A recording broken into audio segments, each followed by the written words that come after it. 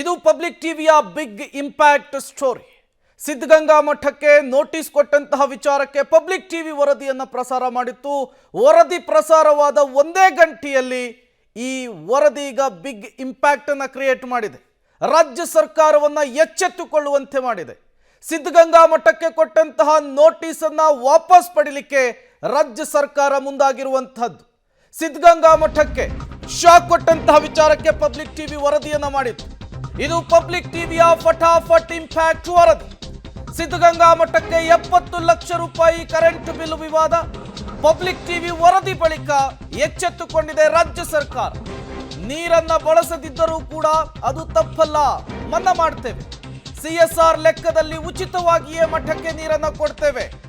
ಮಠ ಯಾವಾಗ ಬೇಕಾದರೂ ಕೂಡ ನೀರನ್ನ ಬಳಸಿಕೊಳ್ಳಬಹುದು.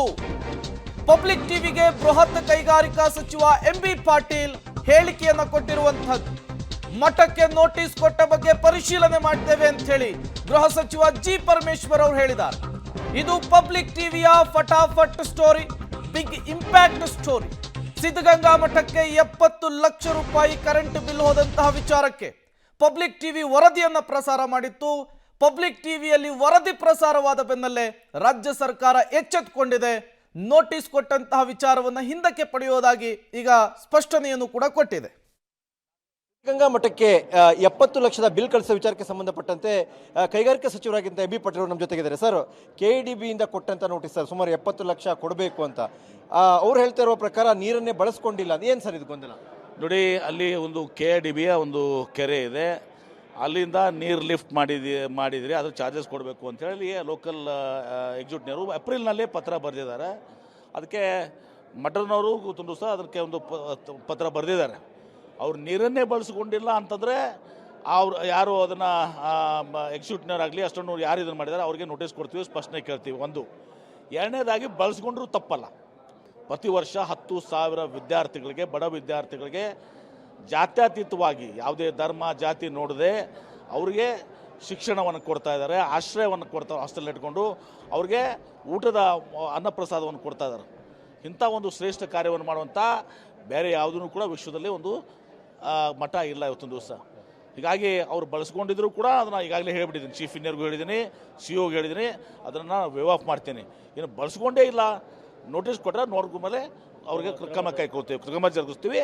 ಮುಂದೆ ಅವರು ಬಳಸ್ಕೊಳ್ಳಿಕ್ಕೂ ಪರವಾನಗಿ ಕೊಡ್ತೀನಿ, ಮುಂದೆ ಬಳಸ್ಕೊಳ್ಳೋಕ್ಕೆ ಪರವಾನಗಿ ಕೊಡ್ತೀವಿ. ಅದು ಕೂಡ ಅದಕ್ಕೆ ಮಟ್ಟಕ್ಕೆ ಯಾವುದೋ ಒಂದು ರೂಪಾಯಿ ಅದನ್ನು ತಗೊಳ್ಳುವಂಥದ್ದಲ್ಲ. ನಮ್ಮದು ಕೂಡ ಒಂದು ಸಾಮಾಜಿಕ ಕಳಕಳಿ ಇರಬೇಕಾಗ್ತದೆ. CSR ಅಂತ ತಗೋತೀನಿ ಅದನ್ನು. ಅಲ್ಲ, ಖಂಡಿತ ಸರ್. ಯಾಕಂದರೆ ಮಠದ ವಿಚಾರಗಳಲ್ಲಿ ಅದು ತ್ರಿವಿಧ ದಾಸೋಹದಂತ ಇಂಥ ದೊಡ್ಡ ಮಠದ ವಿಚಾರದಲ್ಲಿ ಆ ರೀತಿ ಅಧಿಕಾರಿಗಳು ತಪ್ಪು ಮಾಡಿದರೆ ಅಥವಾ ಪರಿಶೀಲನೆ ಮಾಡಬೇಕಿತ್ತು. ಯಾಕಂದ್ರೆ ಸ್ವಾಮೀಜಿ ಒಂದು ಹನಿ ನೀರು ಬಳಸಿಲ್ಲ. ನಾನು ವೆರಿಫೈ ಮಾಡ್ತೇನೆ, ನಾನು ಹೇಳ್ತೇನೆ. ವೆರಿಫೈ ಮಾಡಿ ಅವ್ರು ನೀರೇ ಬಳಸ್ಬಾರ್ದೆ ಅವ್ರು ಇದು ಮಾಡಿದರೆ, ಕ್ಲೇಮ್ ಮಾಡಿದರೆ ಅದಕ್ಕೆ ನಾನು ಅವ್ರ ಮೇಲೆ ಸೂಕ್ತ ಕ್ರಮ ಕೈಗೊಳ್ತೀನಿ, ಸ್ಪಷ್ಟೀಕರಣ ಕೇಳಿ ಸೂಕ್ತವಾಗಿ ಕ್ರಮ ಕೈಗೊಳ್ತೀನಿ.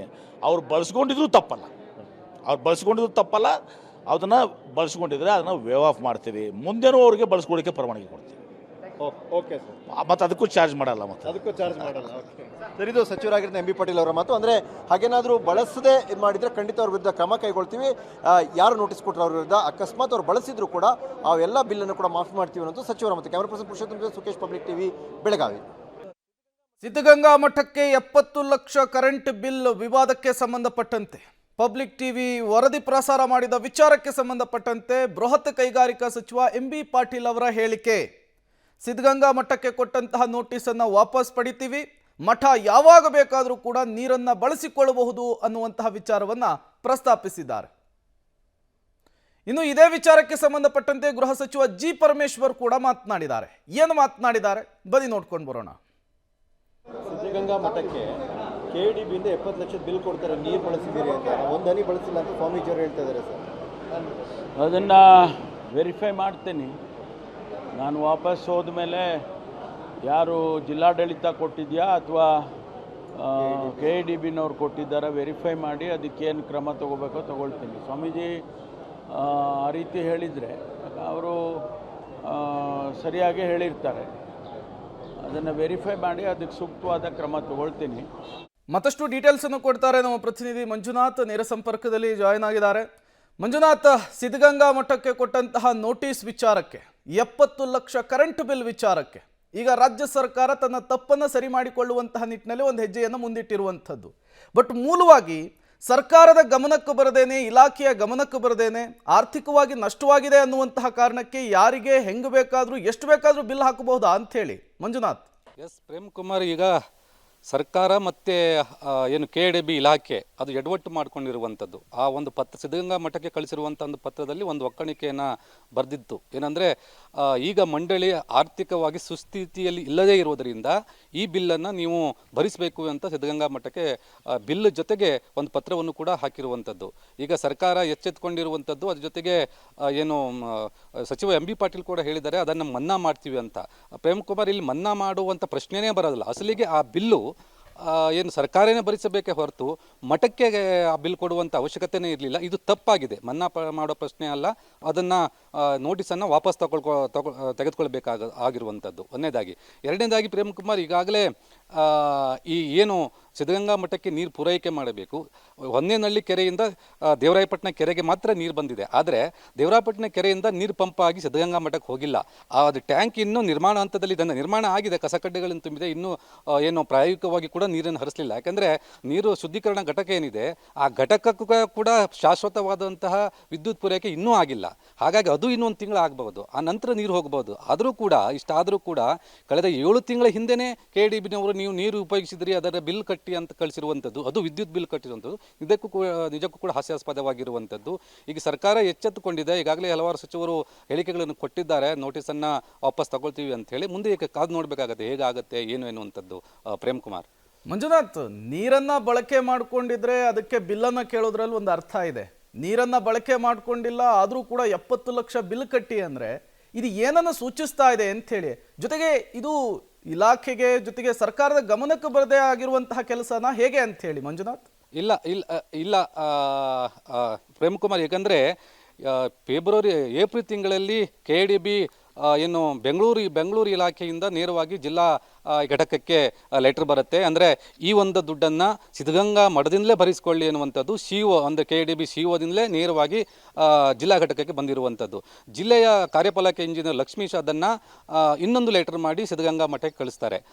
ಅಂದರೆ ಎಲ್ಲವೂ ಕೂಡ ಸರ್ಕಾರದ ಮಟ್ಟದ ಗಮನಕ್ಕೆ ಬಂದಿದೆ. ಯಾಕಂದರೆ ಅಷ್ಟು CO ಏನು ಬಿಲ್ ಬರುತ್ತೆ ಅಂತ ಹೇಳಿದ್ರೆ, ಆ ಲೆಟರ್ ಬರುತ್ತೆ ಅಂತ ಹೇಳಿದ್ರೆ ಸರ್ಕಾರದ ಮಟ್ಟದಲ್ಲಿ ಅದರ ಚಿಂತನೆ ಆಗಿದೆ ಅನ್ನುವಂಥದ್ದನ್ನು ಕೂಡ ನಾವಿಲ್ಲಿ ಗಮನಿಸಬೇಕಾಗುತ್ತೆ. ಆ ನಂತರ ಲೆಟರ್ ಬಂದಂತಹ 5 ದಿನದಲ್ಲಿ, ಅಂದರೆ ಏಪ್ರಿಲ್ 15ಕ್ಕೇನೋ ಸಿದ್ಧಗಂಗಾ ಮಠದಿಂದ ವಾಪಸ್ಸಾಗಿ KDBಗೆ ಲೆಟರ್ ಹೋಗುತ್ತೆ.